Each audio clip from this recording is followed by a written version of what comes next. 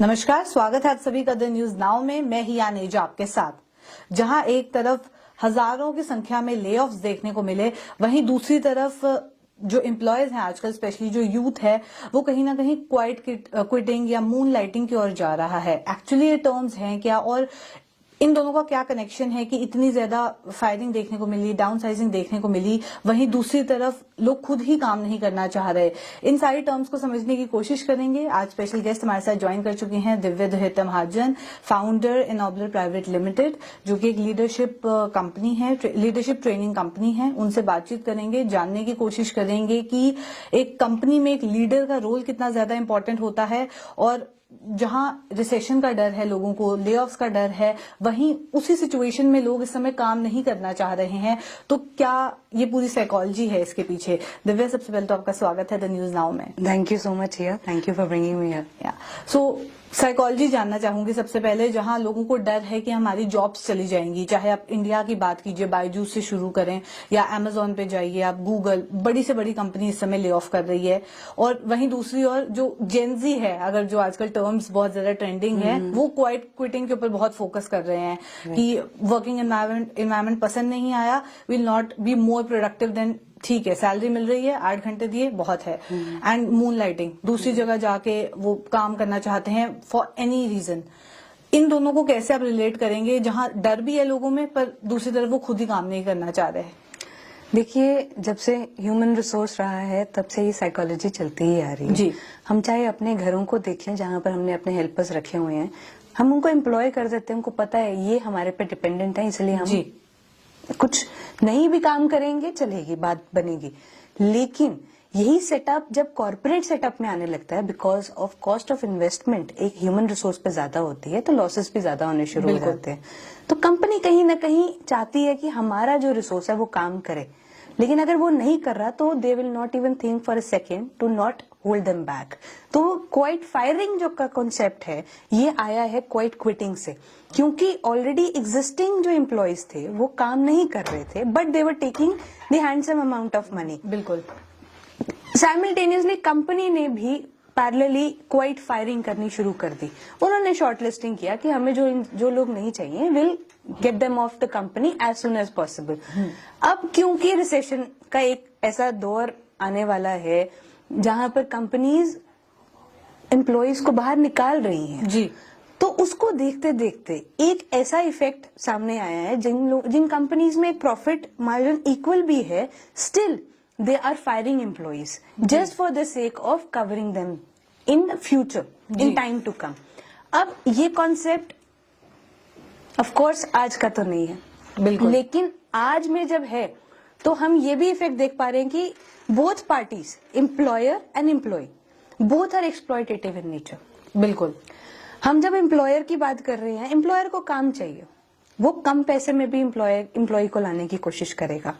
जब एक इंसान से 10 इंसान का काम निकाला जाएगा तो ऑफ कोर्स कहीं ना कहीं एम्प्लॉय भी उसको एक्सप्लॉइट करने की कोशिश करेगा, वो कहीं और अपॉर्चुनिटी लाने की कोशिश करेगा जहां पर उसको बेनिफिट ज्यादा मिले। तो moonlighting came into effect, जहां पर आप ऑलरेडी एग्जिस्टिंग हैं बट स्टिल आप you are looking for some other opportunities to come across.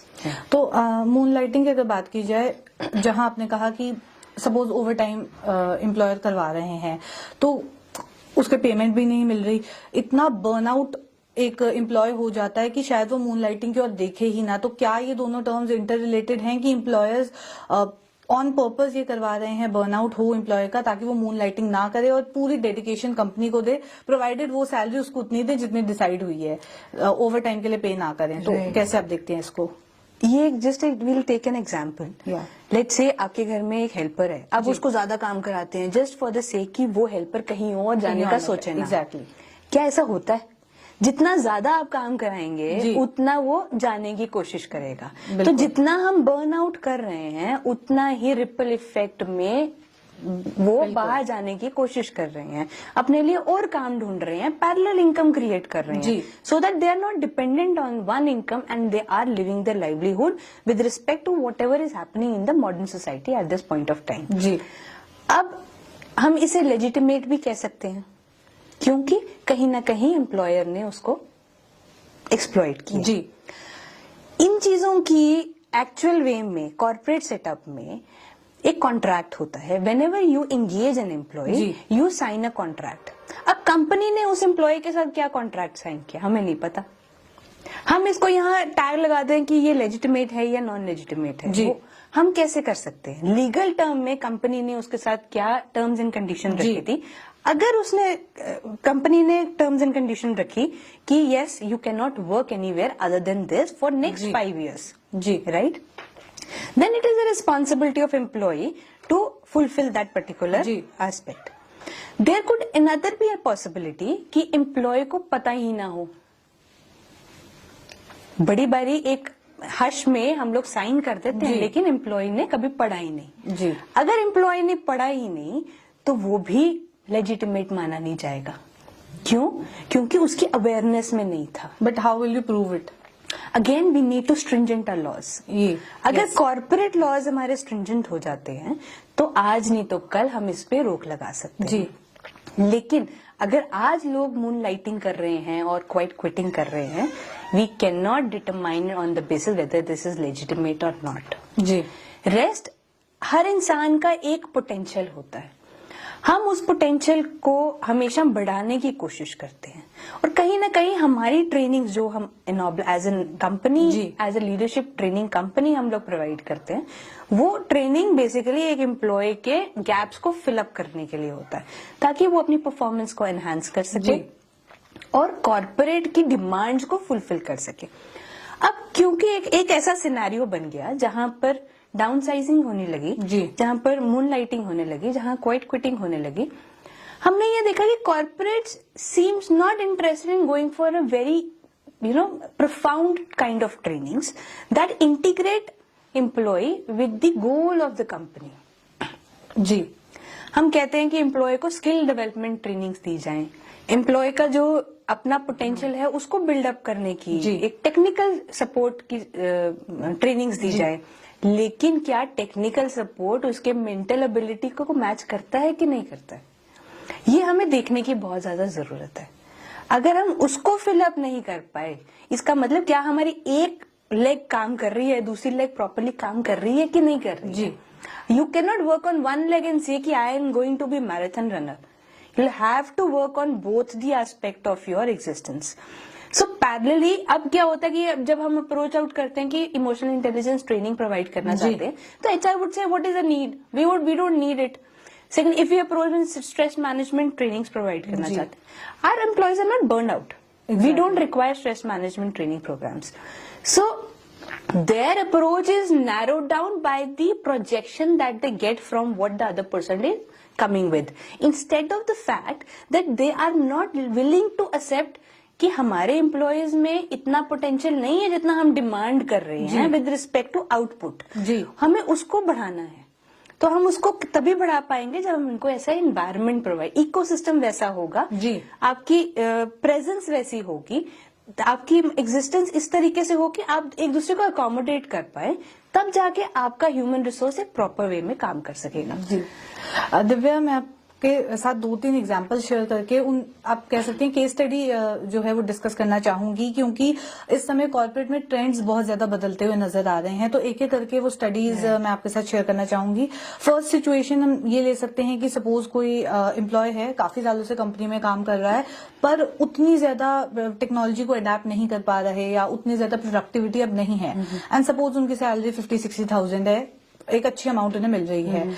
वहीं दूसरी ओर अगर वो नहीं ऐसा कर पा रहे हैं तो कंपनी उन्हें रिटेन नहीं करेगी. एंड क्योंकि वो इतने इनकम्पिटेंट नहीं है कि उनको दूसरी जगह कहीं जॉब मिले, उनके लिए भी एक लॉस है. दूसरा, वो 10,000 में कोई बिल्कुल फ्रेशर हायर कर लेंगे जिसको एटलीस्ट कंप्यूटर चलाना आता है, MS वर्ड आता है चलाना, एक्सेल आता है चलाना, उसको उस फ्रेशर को एक्सप्लॉइट भी किया जाएगा. तो दोनों सिचुएशन में कंपनी ही गलत है और कहीं ना कहीं एम्प्लॉय सफर कर रहा है. तो इस अगर केस स्टडी को हम देखें तो इससे आप कैसे डील करेंगे? देखिए, ये केस स्टडी में 2 सिनेरियो है. पहला एक एम्प्लॉय का, एक सेकंड है एम्प्लॉयर. जी. अगर मैं एम्प्लॉयर की बात करूं, सपोज मेरी एक कंपनी है नॉबलर प्राइवेट लिमिटेड, मेरी रिस्पॉन्सिबिलिटी है whosoever come into my company, I train them. जी.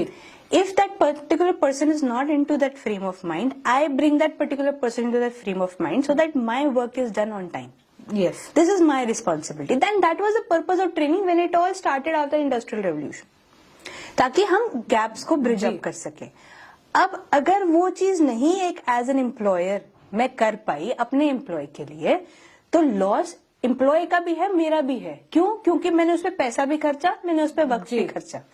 अब जब मैं बात करूं एम्प्लॉय की, suppose as a student you go to any of the college और institution, it is your responsibility to learn the new ways of education, right? To learn different aspects of subject. No one is going to teach you that. तो यहाँ पर अगर employ काम नहीं कर रहा तो एम्प्लॉय का भी कसूर है जी.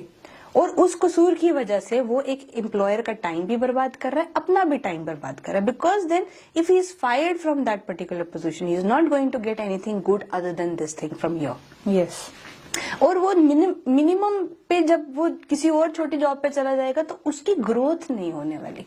And that is the reason major youth जो है हमारा है वो ग्रो नहीं कर पा रहा जी. अब जब ग्रो नहीं कर पाएगा तो हमारे को लेट्स से मुझे यहाँ पर एज ए JNK सिटीजन मुझे यहाँ पर एक वेल स्किल्ड एम्प्लॉय चाहिए जी, जो ट्रेनिंग कर सके.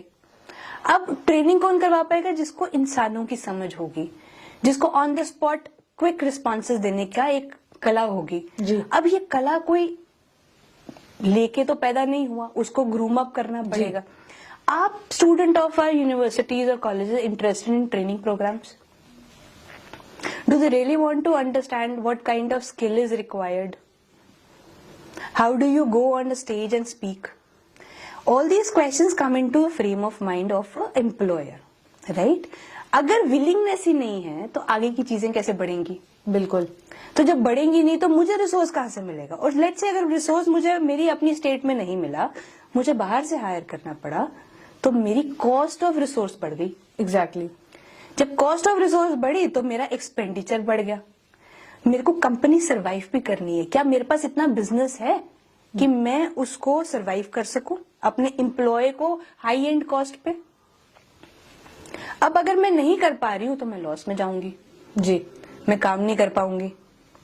तो ये बड़े सारे फैक्टर रहते हैं कंपनी का सर्वाइवल के लिए. एम्प्लॉय एक छोटा सा रिसोर्स है लेकिन वो मेजर कंट्रीब्यूटर और फाउंडेशन है पूरे कंपनी के लिए.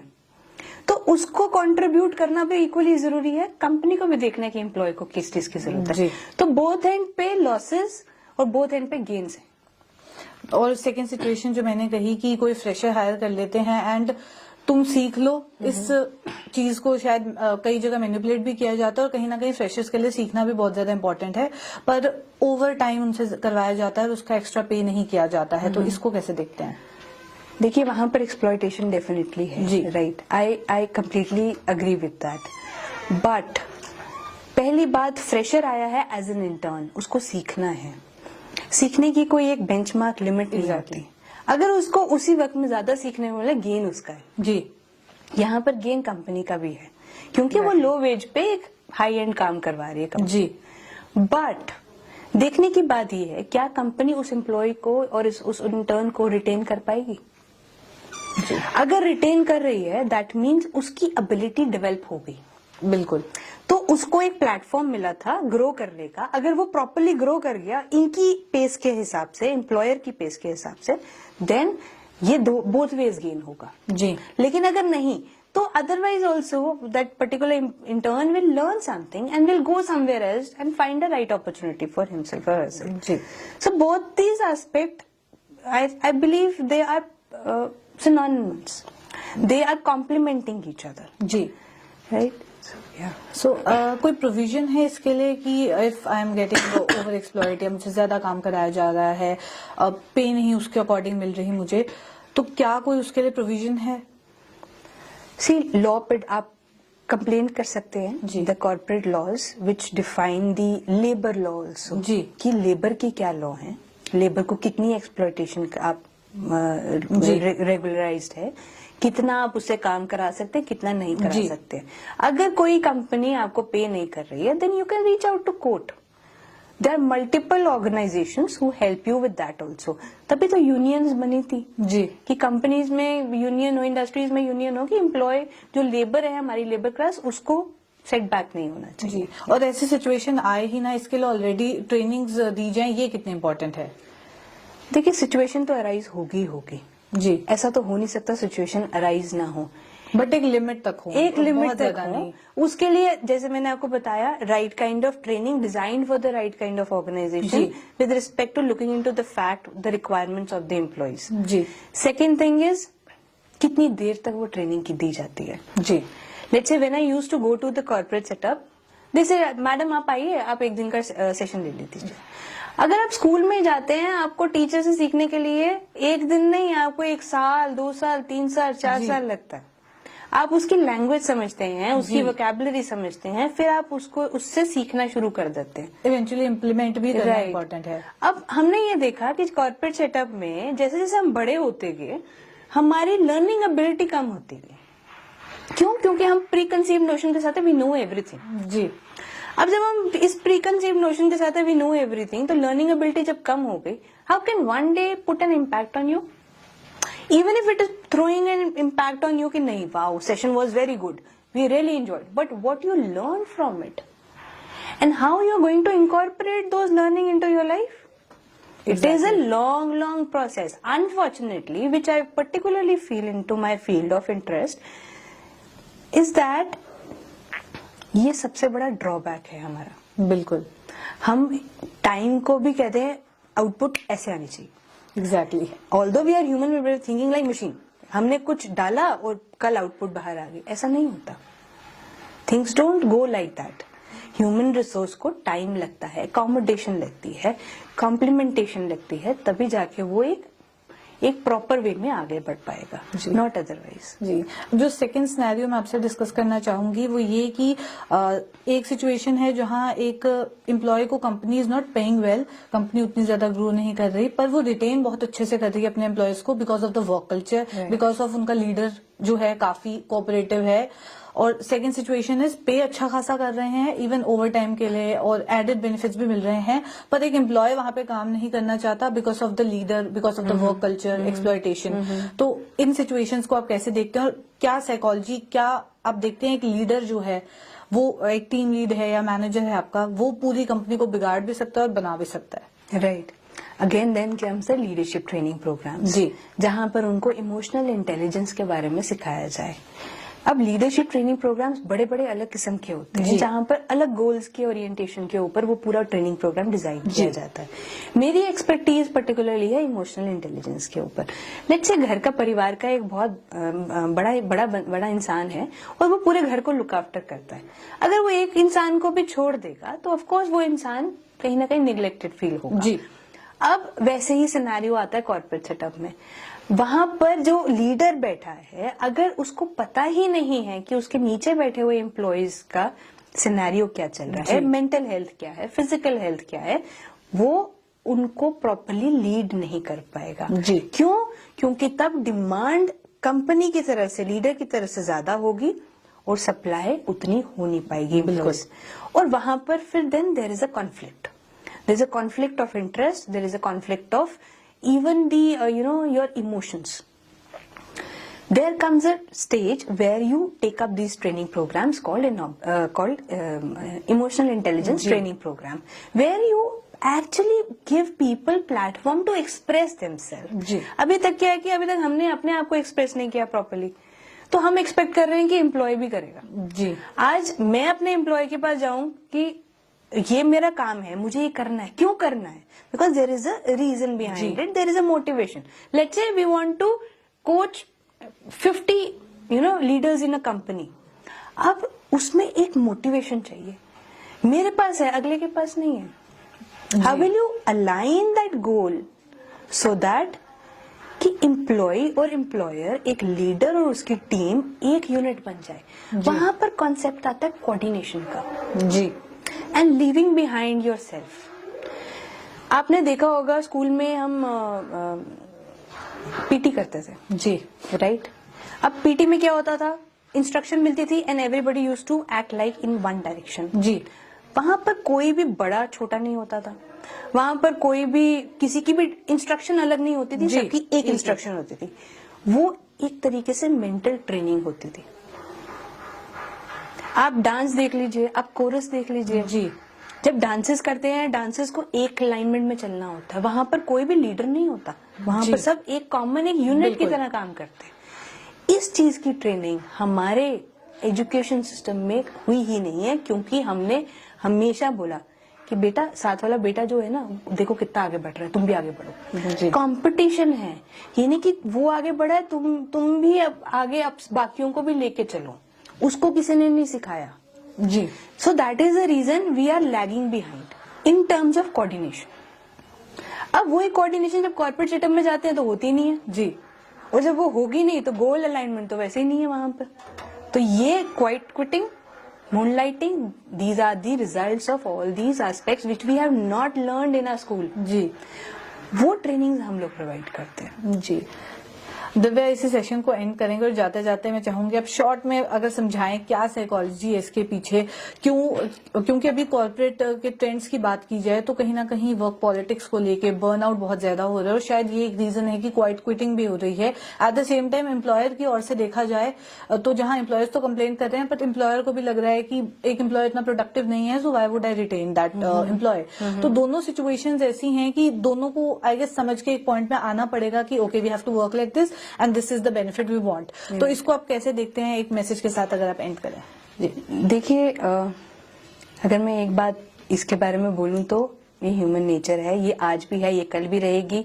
हमें इसे कम करना है, ज्यादा से ज्यादा हम कोशिश उस बारे में कर सकते हैं और उसके लिए राइट काइंड ऑफ ट्रेनिंग्स ही एक सपोर्ट सिस्टम हो सकता है कॉर्पोरेट सेटअप के लिए, जहां पर हम मासेस को रेवोल्यूशनराइज कर सके इन अ शॉर्टेस्ट पीरियड ऑफ टाइम। जी। बहुत बहुत शुक्रिया दिव्या हमारे साथ ज्वाइन करने के लिए। तो ये थे दिव्या दुहेता महाजन हमारे साथ। ऐसी और कॉन्वर्सेशंस लेके आपसे फिर मुलाकात करूंगी। अभी के लिए दीजिए इजाजत, नमस्कार।